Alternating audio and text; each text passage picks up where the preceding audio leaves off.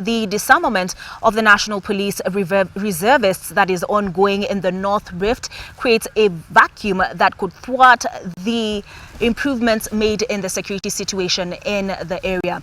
This is according to Peace Ambassador Tegla, who now wants the government to increase public participation in the process that seeks to vet the new National Police Reserve officers. She says that the withdrawal of the guns has not been received well by the communities as they feel exposed, largely because the government has failed to provide alternative sources of security. It is believed that the disarmament initiative seeks to weed out rogue NPR officers who are accused of engaging in cattle rustling.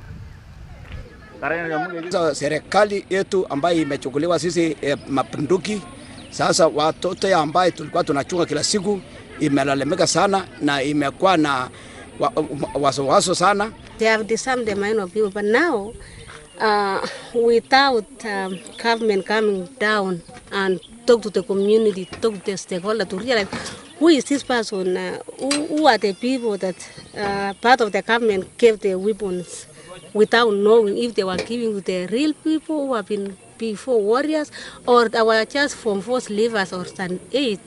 And this now, it will turn as the land to be the land of bandits.